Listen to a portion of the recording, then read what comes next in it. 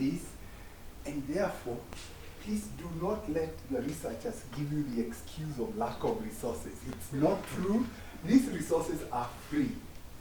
And we've connected probably about 12, mostly people in computational modeling, but there are also people in climate change. And obviously we are a big partner in that. So for the purpose of this, I just wanted to share some results that show you, because we collect lots of data. All our advocacy is data driven. So we collect lots of data about universities, about research institutions, and our data is not open data, unfortunately.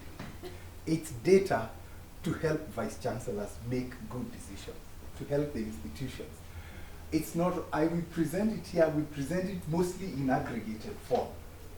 Yeah, that means it's for Kenya, but we avoid as much as possible to expose the data we've collected in its raw form from University of Nairobi, because the agreement we have with them is that keep the data confidential unless they release it themselves. So we have a tool we use, the Elsevier Saival. We subscribe to Elsevier Saival, and the reason was very simple. We wanted to know what the research productivity of our community is. When we go to DVCs for research with a questionnaire, it comes back blank. Because many times, because of the way researchers are working in Kenya, that data is not in a central place. So we started to use Elsevier Saival. What Elsevier Saival does, every time you publish in an indexed journal, that data is captured. And it runs on a high performance computing, and I can extract data. So for this meeting, I extracted the data between 2014 and 2018. And you can see what Kenya is doing. Most of the research is in the biological areas, medicine and biological areas. Your college. Yes. If you remove your college from University of Nairobi, the ranking of University of Nairobi would drop dramatically, because that's where most of the research is. But I just wanted to show you that engineering is starting to contribute 2.8%. And computer science, if I moved this a bit behind, 2010 to 2015, computer science will not appear.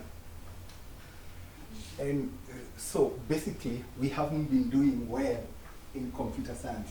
Would you believe, this is Scopus database, we only generated in that 5 years only 14,000 papers.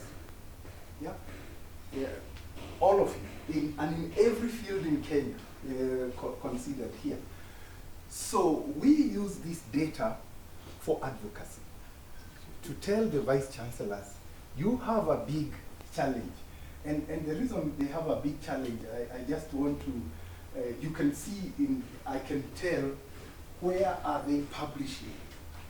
Yeah, we tend, as Kenneth, we support IST Africa. It's an IEEE linked conference, which means everyone who gets sponsored to that, their paper then appears in Scopus. Yeah, and IEEE African, there are all these journals. Now, but in context, you can see if I were. And I can compare neighboring countries. We can compare any country with the tool we have. If I take the three top countries in Africa, their scholarly output, this is just in computer science. In the 5 years, it's about 9,000. Egypt was top, followed by South Africa, followed by Nigeria, and there goes Kenya in computer science, 484 papers appearing in Scopus in 5 years, 2014 to 2018. And of course, the leading universities is University of Nairobi. Overall, it contributes about 98 of the 484. Then Jomo Kenyatta, there is KU, and there is Strathmore. You can see Strathmore there is an Egerton. So we are able to see this. Now, if you do this project well, there should be, it should show in this data in 5 years' time. Yeah? So you can use this to measure yourself, and we can even tell who are the top authors. You know, this includes GIS, people in GIS who are not here. Yeah? So we have a large community. There is the Earth Observation and the Geographic Information System, like Professor Kiama is at RCMRD, next to Duduville. Yeah? So he's not computer science proper, he's those surveying GIS.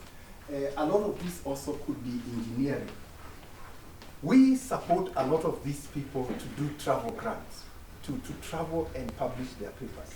So a little bit of, we have a small contribution towards this. As you can see, we are doing mostly the IEEE conferences that appear in Kenya.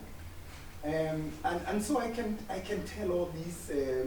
Now, let me just very quickly now go to what you call therefore institutional capacity. You can see our institutions are not they are not as productive as you would expect. And yet our universities are big. You know, look at the enrollment over there, it's big. In computer science, there are 71 IT departments. So when you are studying this project, please expand it. There are so many departments. About 49 of those departments, these are degree programs, 49 in different universities. They keep increasing. We classified some as information technology. They give them all sorts of names, from BBIT to computer technology and all, and we classified them as that. And then there is traditional information systems, and you can see, so there are many. But I wanted to show you the enrollment. We've got about, in the 2017-2018,